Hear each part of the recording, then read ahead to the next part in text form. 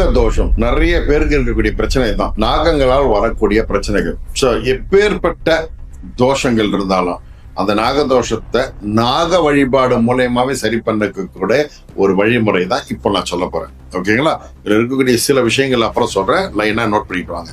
இப்போ நாகதோஷம் மட்டும் இல்லாம இந்த குடும்பத்துல எப்பவுமே சந்தோஷம் இல்ல, எப்பவுமே சந்தோஷம் இல்ல, சண்டை போட்டுக்கிட்டே இருக்கும், பிரச்சனையா இருக்கு அப்படின்னு நினைக்கிறவங்களும் சரி, இப்போ பிரசவம் டெலிவரிக்காக போறாங்க, அது நல்ல விதமா நடக்கணும் அப்படின்னாலும் சரி, அப்பல சரியா குழந்தை பிறக்கல, தள்ளி போகுது அப்படின்னா குழந்தை பாக்கியம் சீக்கிரம் உண்டாடுறதுக்கும் சரி, இப்ப கேது தசை நடக்குது இல்ல ராகு தசை நடக்குது, அது அதிர்ஷ்டமா மாறுறதுக்கு உண்டாடுறது சரி, அதே போல இந்த தோல் சம்பந்தப்பட்ட வியாதி, இந்த அலர்ஜி எல்லாம் இருக்கிற அவங்களுக்கும் சரி, அதே போல குழந்தைகளுக்கு சில தோஷங்கள் உண்டு பிறப்பிலே, அந்த தோஷங்கள் நிவர்த்தி ஆகிறதுக்கும் சரி, அதை நிவர்த்தி பண்ணிக்கக்கூடிய ஒரு வழிபாட்டு முறை தான் நாக புத்து வழிபாடு. ஓகேங்களா?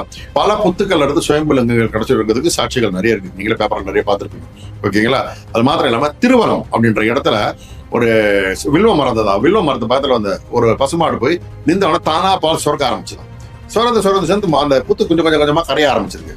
2 நாள் போய் எட்டி பார்த்தா ஏதோ இருக்கிற மாதிரி இருக்குன்னு எடுத்து பார்த்தா அதுக்கு உள்ள பாத்தீங்கன்னா ஒரு சுயம்பு லிங்கம் கிடைச்சிருக்கு. ஓகேங்களா? அதே போல திருவாரூர், இந்த திருவாரூர் அந்த புத்துல இருந்து சிவன் கிடைச்சாரு அப்படின்றதும் வரலாறு தெரிஞ்ச விஷயம். அப்புறம் நாகர்கோவில் சங்கரன் கோவில் இருக்கு இல்லையா, அந்த சங்கரன் கோவில் எல்லாம் பாத்தீங்கன்னா அந்த புத்துமணியை பிரசாதமா கொடுப்பாங்க பக்தர்களுக்கு. இது போல பல கோவில்கள் அது போல கொடுக்குற வழக்கம் இப்போ இருந்துட்டு இருக்கு. அந்த புத்துமணி நெத்தியில வச்சுக்கிறது, சாப்பிடுறது, பல பழக்கங்கள் நம்ம மக்கள் கிட்ட இப்போ இருந்துட்டு தான் இருக்கு. ஏன்னா நாகப்புத்து வழிபாடு அவ்வளவு பெரிய பலனை கொடுக்கும். இது எப்படி பலனோடதையும் சொல்ற பாருங்க. முதல்ல நாகப்புத்து இருக்கக்கூடிய இடம், அந்த தெய்வம் இருக்கக்கூடிய இடத்த முதல்ல சுத்தப்பட்டீங்க. அந்த புத்து அதுல நாகம் இருக்கணும்னு அவசியம் இல்லை, நாகம் உள்ள வந்துட்டு போயிருந்தாலே அந்த எனர்ஜி அந்த புத்துக்கு வந்துடும்.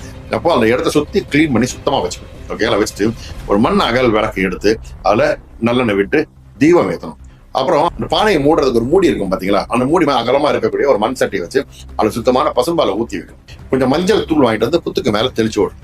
அது என்னன்னா இதெல்லாம் கலக்கும் போது அந்த ஒரு ஸ்மெல் வரும் பாத்தீங்கன்னா, அந்த ஸ்மெல்லே உங்களுக்கு வைப்பை கொடுக்கும்.